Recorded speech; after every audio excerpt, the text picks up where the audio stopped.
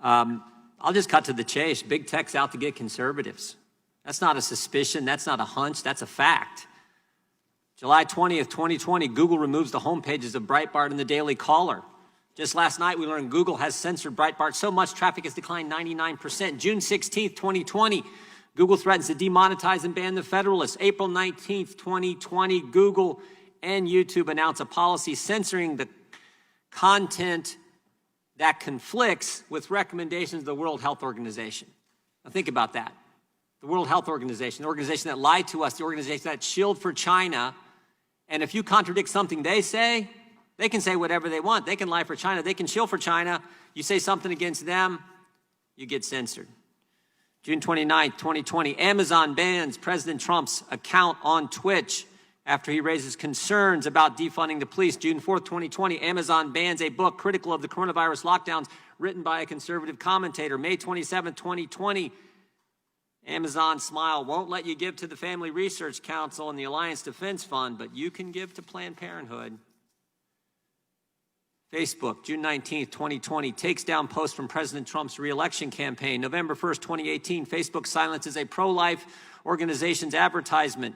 May 19th, 2016, former Facebook employees admit Facebook routinely suppresses conservative views.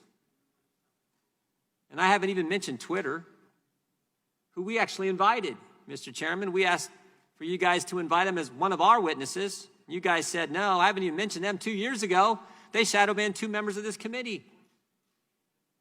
4 members of Congress were shadow banned 2 years ago. 435 in the House, 100 in the Senate, 535, only 4. Only 4. Gates, Meadows, Nunes, Jordan, only 4 get shadow banned. And of course, what did Mr. Dorsey tell us? He said, oh, it was just a glitch in our algorithm. I asked him, what'd you put in the algorithm? The names Gates, Meadows, Nunes, Jordan? I mean, if I had a nickel for every time I heard it was just a glitch, I wouldn't be as wealthy as our witnesses, but I'd be doing all right. We've heard that excuse time and time again. May 28th, Twitter censors President Trump's tweet on the riots in Minneapolis. May 29th, 2020, Twitter censors the White House for quoting the president's comments about the riots in Minneapolis. June 23rd, 2020, Twitter censors the president again for saying he'll enforce the rule of law against any autonomous zone in Washington, D.C. You can tweet all you want about the autonomous zone that happened in Seattle, but the president tweets that he's not going to have one in Washington, D.C. Nope, you can't do that. You get banned, you get censored. Dozens of examples. Oh, I forgot one. Just last week, July 21st. Here's what Twitter did. The leader of Iran, the Islamic Republic of Iran, this is from the largest state sponsor of terrorism.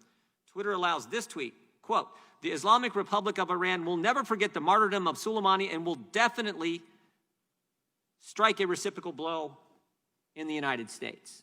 So you can threaten the citizens of this great country, the leader of the largest state sponsor of terrorism, that's just fine. But the president says he's not going to allow some autonomous zone in D.C. and he gets censored. All kinds of examples. Most of them from this year, and that's what's I think critical for us all to understand. Most of them from this year and election year. And that's what concerns me and so many Americans, because we saw what Google did in 2016. We all know about the email the day after the election where top executives at Google email chain where they talked about the silent donation Google made to the Clinton campaign. Now, thank goodness it wasn't enough, and in spite of their efforts to help Clinton, President Trump won. But we're 97 days before an election, and the power, as the previous chairman and ranking member have said, the power these companies have to impact what happens during an election, what American citizens get to see prior to their voting is pretty darn important. That's why this committee hearing is important. Look, we all think the free market's great. We think competition's great. We love the fact that these are American companies. But what's not great is censoring people, censoring conservatives, and trying to impact elections. And if it doesn't end, there has to be consequences. There have to be consequences. That's what I'm concerned about, and I think what so many Americans are concerned about. So I look forward to hearing from our witnesses, Mr. Chairman. And before I yield back, Mr. Chairman, we have a